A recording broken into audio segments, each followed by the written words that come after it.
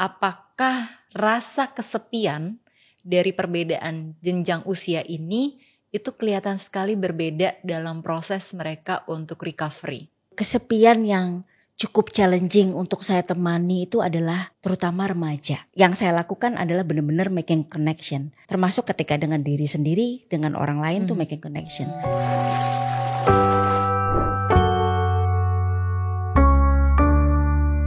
Hai, jumpa lagi di Relate Podcast. Kali ini udah ada bintang tamu yang sangat spesial, yang juga dekat banget sama aku, tapi juga banyak sekali membantu aku dalam sisi transformasiku juga, yaitu Mbak Sita Dewi. Hai Samantha. Thank you so much loh Mbak udah mau datang ke sini. Terus udah mau menyempatkan waktu yang sibuk banget kan? Apa sih yang gak untuk kamu Samantha?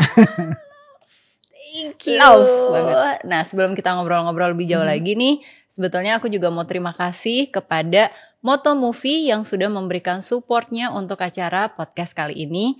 Dan ini tuh lengkap banget. Ini lihat ya, ada Rode yang warnanya putih-putih ini gitu kan. Ini tuh Rode PodMic White dan juga support untuk Rodecaster Pro 2 White-nya untuk mixernya. So thank you. Gimana kegiatannya terakhir ini? Udah 2024 kayaknya kita tuh jarang banget ketemu kan ya, karena udah sibuknya semakin sibuk. Dan aku lihat juga Mbak Sita tuh nulis buku juga, terus nambah tempat praktek juga. Nah aku mau dengar nih update-nya dulu dari Mbak Sita. 2024 tuh kayak apa ya, 2023 tuh rasanya memantapkan diri kan. Sebenarnya kalau diceritakan kan aku dulu masuk di dunia terapi itu bisa dibilang dari 2013 ketika belajar hipnoterapi, and then masih di dunia corporate. 2016 mulai oke deh kayaknya berhenti dari dunia corporate, terus oke, konsisten gitu. Jadi di 2013 tuh kayaknya oke nih disisit gitu. Udah praktek tapi kayak masih ya gak ya. Nah 2024 tuh bisa dibilang udah mulai lari gitu. Dah kamu tadi bilang buku, tempat praktek, iya.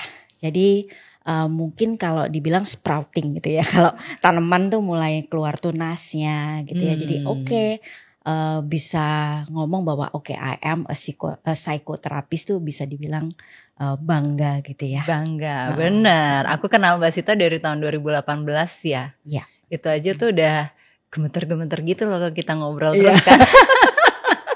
Kayak ya enggak ya gitu ya. Iya, dengan background yang sama. Terus di gitu kita juga ternyata punya banyak kemiripan minat juga ya Mbak ya. Iya. Dan aku cukup surprise sebenarnya karena Mbak Sita tuh benar-benar kayak passionate buat ngejar itu dan benar-benar belajar sampai ke Swiss juga kan belajarnya Mbak? Iya, sempat sampai ke Swiss juga. Sempat sampai ke Swiss, ke Jung Institute, terus udah gitu belajar play therapy. Yes. Tahun depan supervisi nih. Amin. Doakan. Kalau nggak tahun depannya lagi juga nggak apa-apa. Tahun depannya lagi. Terus kayaknya udah mulai makin berani buka kelas human design. Hopefully. Kalau nggak kelasnya tapi memandu perjalanan transformasi melalui human design, melalui metode-metode yang lain. Apa aja tuh Mbak metode lainnya? Metode lainnya banyak. Sebenarnya kalau secara garis besarnya saya kan dari muda memang sangat tertarik dengan simbol, sangat tertarik dengan kreatif memang. Apalagi S1 saya kan arsitektur. Yeah. Jadi suka bikin ya. Suka bikin with hands gitu ya. Jadi beberapa metode yang saya kuasai adalah Jungian sand play. Kemudian ada sekarang lagi belajar tentang clay therapy. Yeah. Terus ada play therapy. Jadi everything about kreatif itu sesuatu yang kayaknya memang passionate untuk melakukannya. Jadi kenapa kreatif itu bagus untuk saya bukan tepat juga ya, maksudnya salah satu alternatif untuk transformasi karena akses menuju ke dunia kolektif unconscious itu melalui creativity. Melalui creativity. Yes. Jadi kalau orang kesepian itu bisa nggak dibantu dengan proses kreativitas? Bisa banget. Kayak Bisa gimana banget. tuh? Jadi bicara kesepian kan memang kalau di WHO kan tahun lalu ya kalau nggak salah sudah ada kayak mengeluarkan dekret ataupun pengumuman gitu ya bahwa akan menjadi sebuah isu yang sangat serius karena kesepian bisa meningkatkan risiko kesehatan bagi semuanya. Jadi karena kesepian itu kan rasa kosong di dalam diri seseorang gitu. Jadi melalui creativity itu bisa dieksplor apa sih untapped potential atau untapped hal yang tidak dikenal. Nah, bisa dari creativity itu. Untuk hal yang gak dikenal. Dan dari diri kita. Ya, dan Mbak Sita udah bilang nih kalau rasanya tuh kosong kalau orang kesepian. Iya, betul. Apakah orang yang gak punya pasangan juga bisa meningkatkan faktor resiko dia merasa kesepian? Yes. Orang seringkali berpikir bahwa kesepian itu about the other yang di luar. Pernahkah berpikir bahwa the other itu adalah the other about ourselves? Bahwa we have the other inside ourselves. Kalau Jung, kebetulan saya penggemar Opa Jung gitu ya. Jadi Jung bilang bahwa inside of us itu ada the other that we don't know gitu. Jadi kalau melalui serial of inner work, inner work itu adalah sebuah proses mengenal diri. Jadi tujuannya adalah untuk lebih serius mengenal hidup, mengamati inner proses diri kita. Terus kemudian mengamati mimpi-mimpi kita. Mimpi bukan mimpi kayak tujuan hidup, lebih ke benar-benar mimpi. Mimpi waktu tidur maksudnya. Mimpi waktu tidur, melakukan journaling and then juga amati gitu ya. Memang ada, kalau mau serius ada ilmunya juga. Kemudian tujuannya juga untuk expand our awareness juga gitu ya. Pada saat kita melakukan itu sebenarnya kita jadi mengenal bahwa masih banyak hal dari diri kita tuh yang belum kita kenal. Jadi setelah kita kenal, hidup kita jadi lebih berwarna. Kita jadi punya meaning. Akhirnya rasa kosong itu tidak lagi tentang orang lain, tapi juga bisa tentang diri kita loh. Gitu. Kayak gimana tuh? For example, sekarang kan banyak orang bilang trigger gitu ya. Wah, trigger tuh kalau sekarang saya senangnya tuh kan sosial media itu membantu somehow satu ide itu menularkan dengan lebih cepat. Itu bagusnya. Dari langsung tersebar ya, langsung viral gitu. Konsep tentang trigger tuh pertama kali sebenarnya diiniin sama Jung karena tentang projection gitu ya, tentang Freud mungkin ya. Terus something that triggers us with lead better understanding about ourselves gitu kan ya. So let's say ketika kita ke-trigger, dia ini pinter banget ngomong ya gitu misalnya, lihat orang gitu. Kita iri gitu. Sebenarnya kita mikirnya adalah selalu fokus kita pada dia. Kok dia pinter banget ngomong sih? Akhirnya kan kita kayak kena clickbait kena terpaku pada dia. Seolah-olah pandangan kita tentang dia saja. Begitu kita sampai rumah, kita kepikiran dia. And then bikin kita rasanya kosong tentang diri kita. Nah, sebenarnya kalau kita balik lagi bahwa trigger itu mengingatkan sesuatu tentang diri kita, kita bisa gali orang itu tentang dia bisa ngomong. Kalau kita lebih understanding lagi atau kita gali, ada nggak sih sebenarnya hal di dalam diri kita yang kita tahan? Tentang apa yang kita tahan diri kita, tentang conversation, tentang ekspresi. Jangan-jangan ada hal tentang ekspresi yang selama ini ingin kita katakan, ingin kita lakukan, tapi kita gak berani. Pertanyaan, apa yang bikin kita gak berani? Ketakutan? Ada trauma? Apa? Tapi gimana kalau sebenarnya orang itu sadar tentang kondisi ketidakberanian dia untuk mengekspresikan secara conversation atau bicara gitu. Ada hal-hal yang dia kayaknya harus terlalu jaga rahasia orang atau kondisi-kondisi yang memang dia gak bisa bercerita gitu ya. Kemudian dia tetap punya rasa iri yang besar terhadap orang yang jago banget ngomong. Apakah dia juga berpotensi jadi orang yang conflicting atau mengalami rasa kesepian atau gimana? Oke, jaga rahasia orang gitu ya. Dia masih conflicting. That's pilihan option. Sebenarnya yang menarik dari creativity, dia bisa banget ngomong. Ekspresi seringkali tidak hanya tentang speaking. You can choose another idea atau another way, Oke. means gitu ya. Saya punya klien akhirnya dia memilih dengan cara lain adalah ekspresionis paint. Akhirnya cara dia untuk berteriak, cara dia untuk mengekspresi adalah dengan cara melukis. Oke. Atau dengan cara main teater. Dimana kalau kita main teater, mau teriak-teriak, mau jadi peranan apa, bisa. Boleh. Atau pakai dance. Ya. Dari way. Jadi selalu ada cara yang Caranya. sehat ya Cara yang sebetulnya. sehat, yes. Nah aku lihat kayaknya Mbak Sita udah bawa kartu tuh. Yes. Mbak Sita tuh selalu punya koleksi kartu yang banyak dan beraneka ragam. Coba kita cek dulu dengan si kartu ini, itu apakah bisa membantu kita untuk inner work juga? Bisa banget. Kenapa kartu kreatif gitu ya? Kartu tentunya nggak sembarang kreatif karena kreatif yang tepat itu juga perlu apa ya, dipandu karena cara yang tepat itu somehow juga akan connect gitu ya dengan kita gitu ya. Nah, kenapa kartu seperti ini itu pas? Karena unconscious kita berbicara dengan simbol. Boleh kita coba ya? Boleh, aku jadi kelinci percobaannya nggak apa-apa. Oke. Samantha boleh dikocok supaya random, supaya ini nggak kayak settingan ya, boleh ya? Harus Silakan. random ya? Ya random dong. Ini nanti ngambilnya berapa kartu nih Mbak? Satu dulu, boleh? Satu aja ya. Yes. Oke. Terus? Iya. Aku harus merem atau gimana nih? Iya, ini ada special intention atau enggak? Oh, berkaitan sama inner work. Iya, boleh. Berkaitan dengan inner work. Oke, inner work yang tepat atau apa nih? Atau ada yang lebih spesifik lagi nggak tentang inner work? Kan aku suka bertransformasi. I know you. Do I need that? Apakah aku memerlukan transformasi itu lagi atau sebetulnya udah kok yang kemarin-kemarin gitu? Oke, silahkan close your eyes, trust your hands.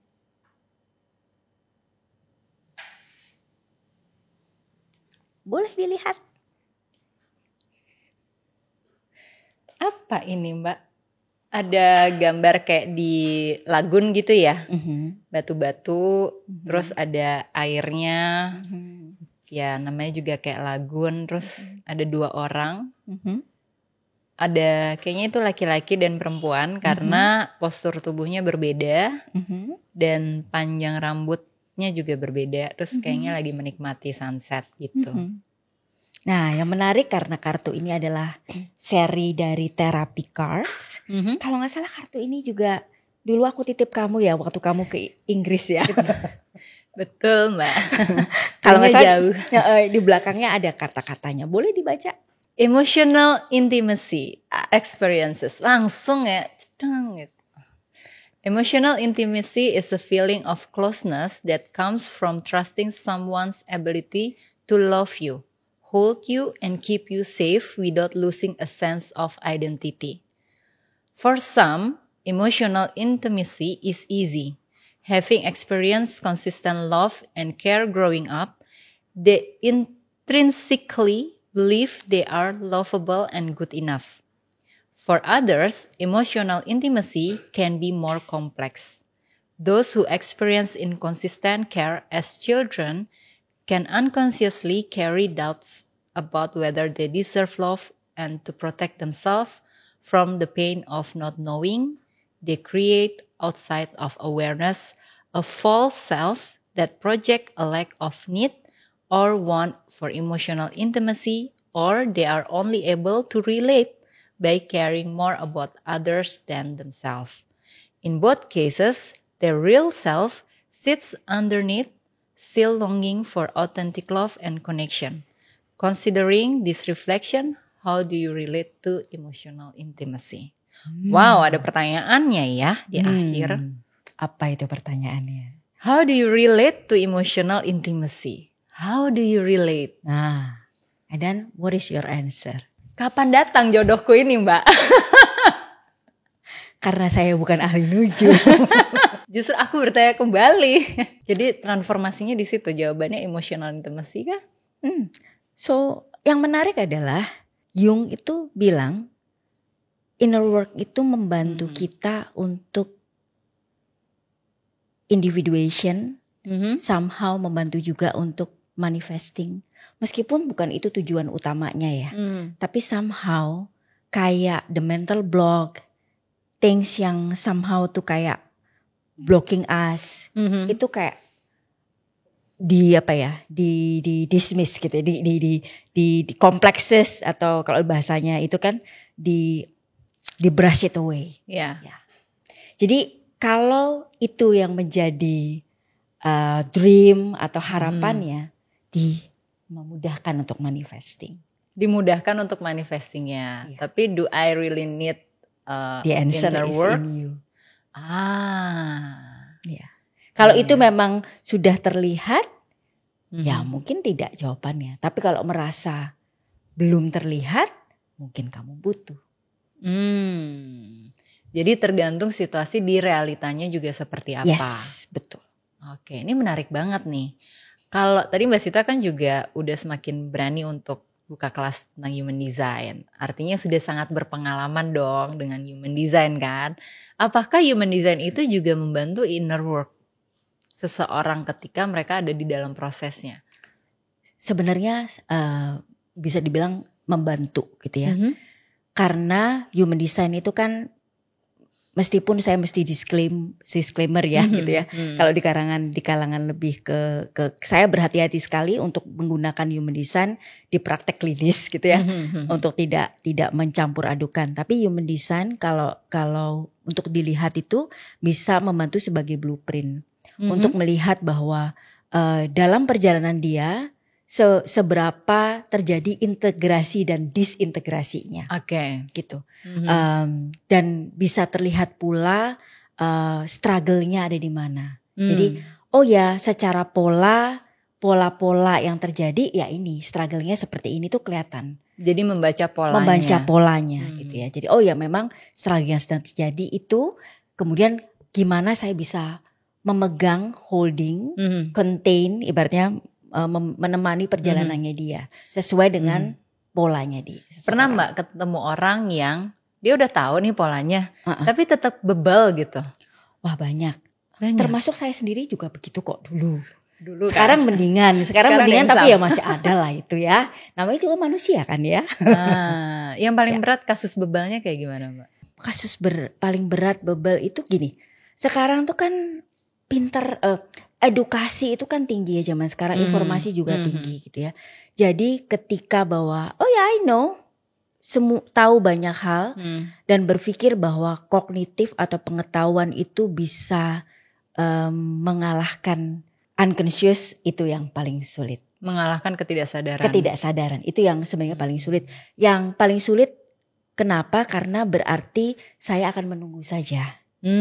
Menunggu bukan untuk saya nunggu dia kena duluan, enggak, tapi lebih ke ya sudah, saya di sini, saya cuman paling kalau saya bicara dengan klien, I'm here if you need me. Oke. Gitu aja. Aku di sini pengen minum dulu Mbak. Yuk silakan diminum. Iya, terima kasih. Rasanya dia tadi kan ngobrol terus nih Mbak Sita kan. Agak basah ya supaya kasih. Ngomongin lagi nih Mbak tentang human design, inner work gitu kan. Memang tuh kan sesuatu hal yang membuat kita semakin jadi matang gitu ya sebagai individu kan. Ada gak sih batasan usianya sebetulnya Mbak gitu untuk membantu orang yang mau berproses inner work? Apakah memang kalau udah usia 50 ke atas susah, atau sebenarnya gak ada batasannya sama sekali? Batasan bawah yang saya ada. Batasan bawah saya adalah di atas 25. Kliennya Mbak Sita? Untuk human design. Untuk human design harus di atas 25 tahun? Yes. Untuk benar-benar memandu journey ya. Oke. Yes. Kalau yang proses inner worknya? Kebanyakan yang mau serius inner work itu seusia segitu 27. Fase quarter life. Yes. Somehow yang datang. Malah justru yang benar-benar tekun, kalau mau jujur, tekun benar-benar gak lepas, midlife. Yang midlife. Justru, dimulai dari usia berapa berarti? 35. Ya itu tekun. Itu tekun sekali. Karena duitnya udah duit sendiri kan? Mungkin faktor ekonomi juga, sama faktor bahwa Kalau saya nggak ngelakuin ini kayaknya mungkin faktor juga unsur ngeyelnya sudah agak berkurang karena mungkin ya udah berkali-kali mengalami kegagalan juga kayaknya ya udah deh gitu. Mau nggak mau Ya ya. mau nggak maunya juga ada. Tapi kalau klien yang lain as a psychotherapist itu kan dari kecil juga terima ya Mbak ya? Oh dari kecil terima. Tapi kalau inner work kan memang program. Benar, memang untuk dewasa kan? Untuk dewasa. Nah pertanyaanku berikutnya adalah masih tentang hal-hal yang berkaitan sama kesepian. Yes. Mbak Sita ngalamin sebagai psikoterapis untuk menangani anak-anak yang masih kecil juga dengan terapi-terapi yang diberikan. Lalu juga punya klien-klien yang di atas usia 25 tahun.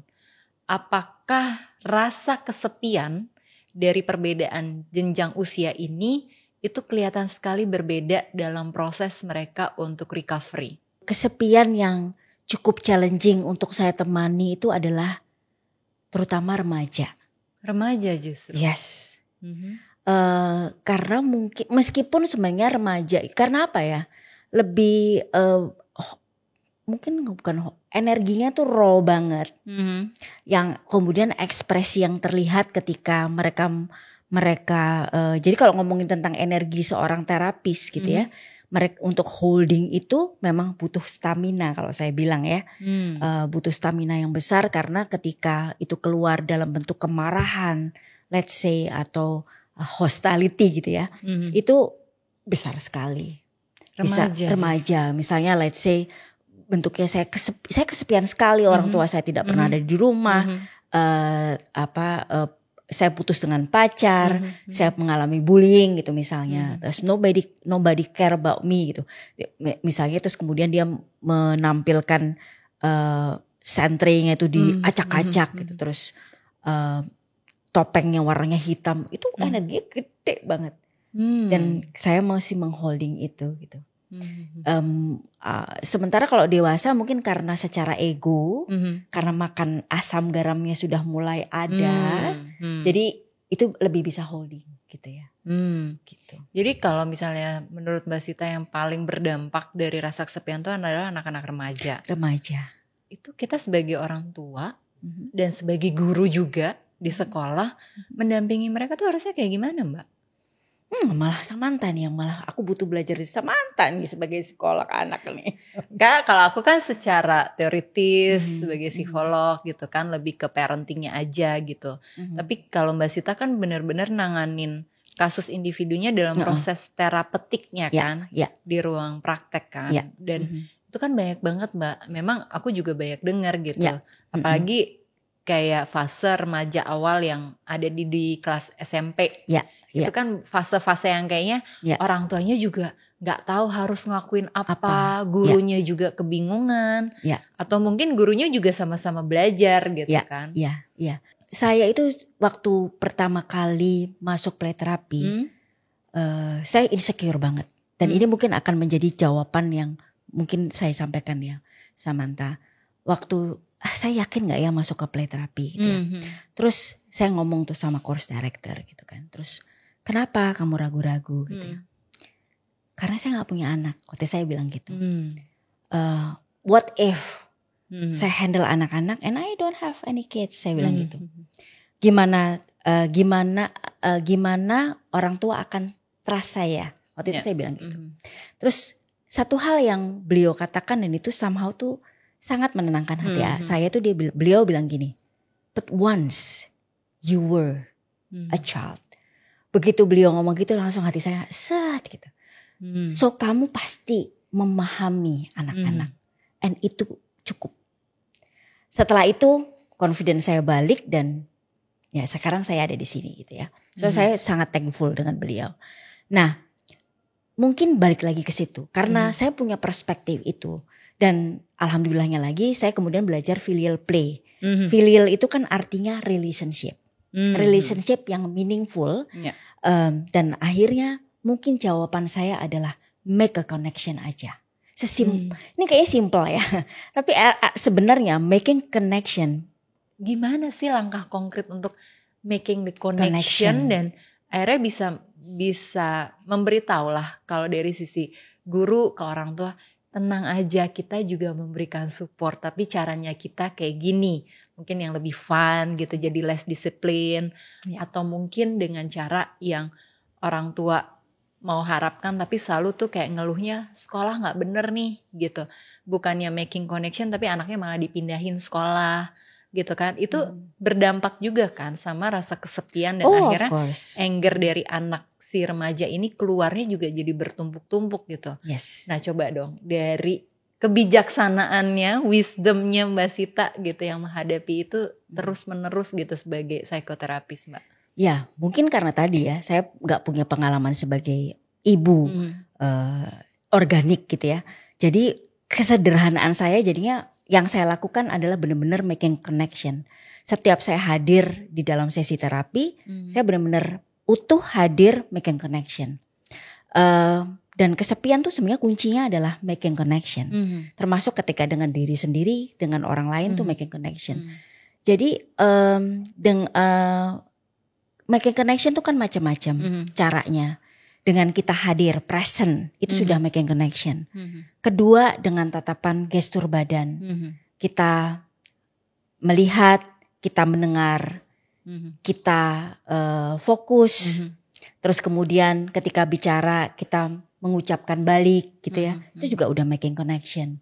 Terus perhatian utuh sama sekali, tidak kita megang apapun, itu juga making connection.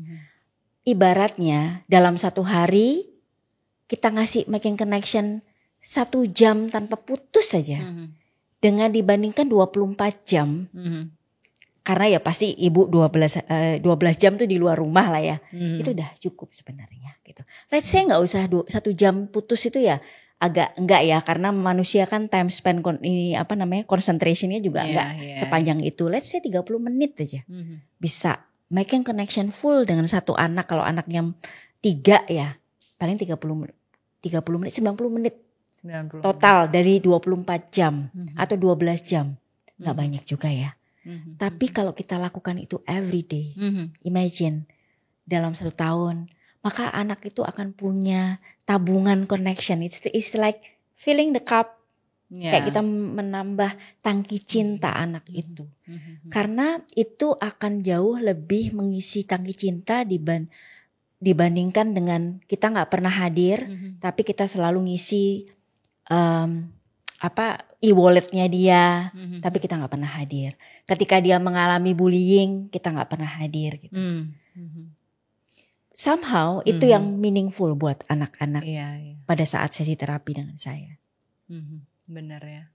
Saya ada satu klien saya yang setiap sesi itu dia tuh isinya marah-marahin saya. Jadi ibaratnya I hate you but at the end I love you. Dalam satu sesi?